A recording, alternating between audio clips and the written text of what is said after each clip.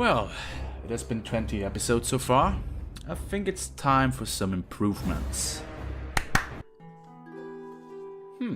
That's much better. Hello there, Kangaroo Bros, what's up? I'm your host Drew, and this is my buddy Boomer. Hello there. Hey ho, I ate an apple today. That's nice, Boomer. What kind of apple did you eat? An iPhone 8. Okay. Welcome back to World of Roocraft. Boomer, why don't you tell our viewers at home what today's video is about? I don't know. Come on, dude. Stick to the script. We got a script. Do I have to do everything myself around here? Today we have a little special episode, since this is the first time we talk about a contested zone. I already touched on the concept of the contested zones, but let me tell you again for those of you who are new to the channel. Some zones in World of Warcraft are faction only. This means that only Alliance or Horde characters can accept quests there. For examples, you can look at the Duskwood for the Alliance or the Silverpine Forest for the Horde. You can still go there as a player of the opposing faction, but you won't get any quests there. These zones are mostly for low-level players, and I guess Blizzard introduced that concept to protect low-level players on PvP servers. Are PvP servers still a thing? Never mind.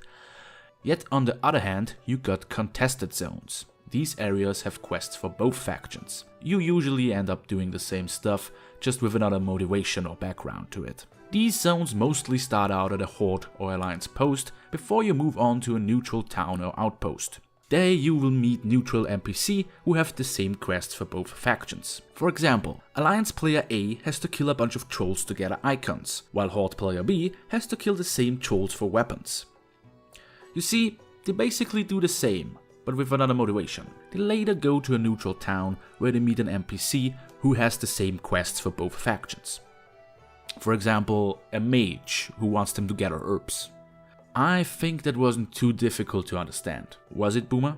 What's an NPC? For real now?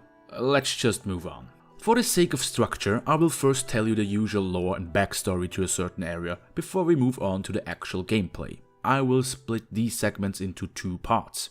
First we take a look at the stories of the different factions before we move on to the quest lines shared by both sides. That sounds great, right? So let's start this with the introduction of our two main players, our Forsaken Warlock and Pandaren Monk. Their adventure will take place in the Arathi Highlands, as you probably already know from the title of this video. Hang on, before we continue, let me change in something more fitting.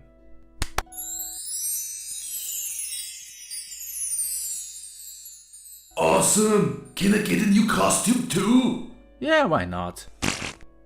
Look at me! I'm so tiny! Great, so let's go! So let me tell you about the Arathi Highland. The Arathi Highland is an area rich with lore. You may already guessed it, but it got its name from the old great human empire of Arator. You could also call it the cradle of human civilization. We already talked about Arator, so let's keep its introduction short. After the kingdom fell apart and the humans divided themselves into several smaller kingdoms, there were some royals of Arator who stayed behind. They ended up forming the kingdom of Stromgarde. The people of Stromgarde lived in relatively peace until the Second War rolled around. The Horde managed to conquer the Arathi Highland and destroyed the kingdom's capital, Stromgarde. Worth mentioning is that during this time a group of royals decided to conspire with the Horde, because they thought that the Alliance would lose the war. One of these royals was Aiden Pernold, the King of Alterac. Why am I mentioning the King of Alterac in an Arathi Highland video? Well, the reason is simple, and we come back to it shortly, I promise. As you may know, the Alliance did win the Second War, and the people of Stromgarde retook their kingdom. They rebuilt Stromgarde and also built an internment camp close to the capital to keep prisoners of war. Now they lived happily ever after. Or not. The Third War left the Highland mostly untouched, but the Arathians had other problems. Ogres and trolls flooded the land in search for a new home, and the sneaky Syndicate established itself in the Highland. We haven't talked about the Syndicate yet, so let's get that out of the way first. The Syndicate is a criminal organization with deep roots to the former kingdom of Alterac. What happened is this.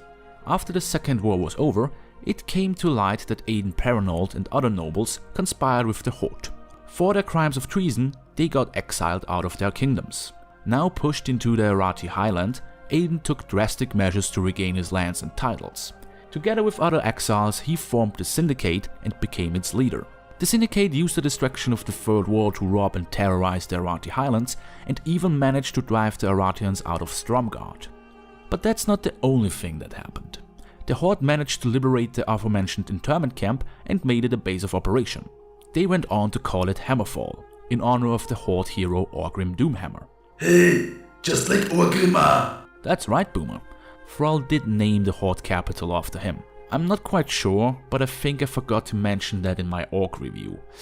It's not like Doomhammer is very important to the orcs. Oopsie. Speaking of heroes, the entrance to the Arathi Basin battlegrounds are located in this zone, so if you want to engage in some PvP, you can check them out there. Or you could just use the in-game browser. I just wanted to mention it. And this brings us to the here and now. Nothing much happened to the Highland during the Cataclysm, since the area was spared from Deathwing's wrath. Ogres and the Syndicate are still roaming Stromgarde and terrorizing the citizens of the kingdom. Also, the Horde managed to push further into the land from the Hillsbrad foothills. They even established a camp close to the border. And that's all we need to know before we can start our adventure. We will start with the Horde specific quests, so it's time for another costume change. Alright, Boomer, let's go! Yes, get to the portal!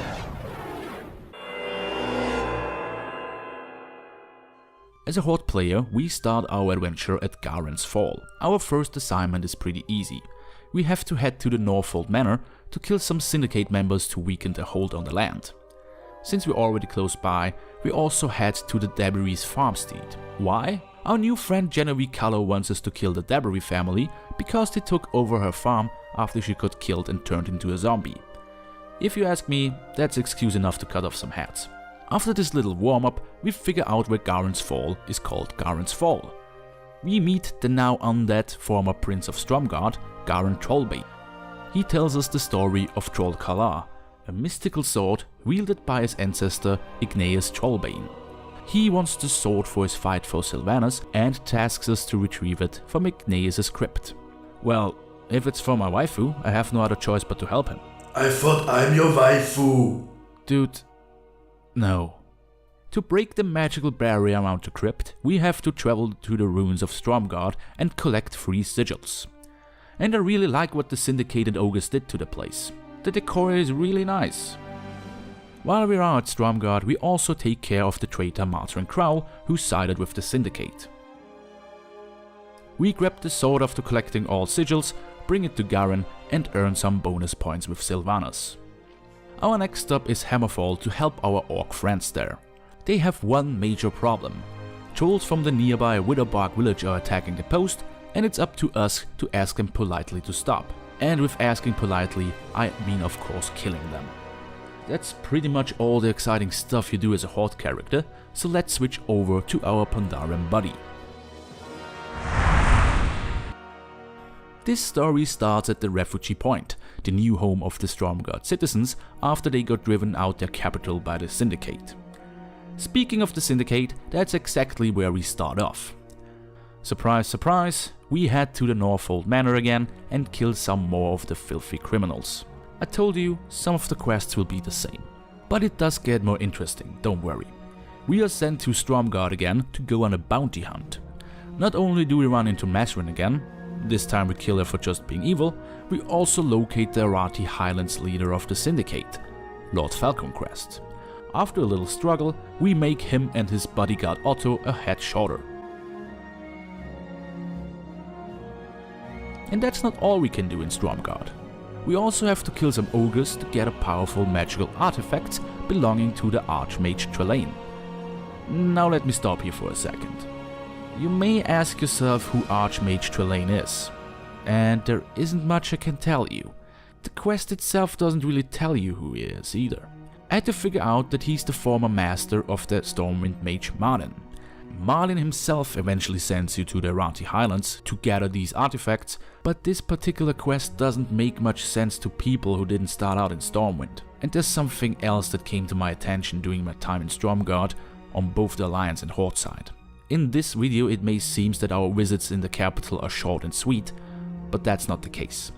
The game develops the bad habit to send you to Stormguard for a quest, just to send you right back after you're done. Why is that, Blizzard? Did you run out of ideas again and had to stretch out the playtime a bit? No.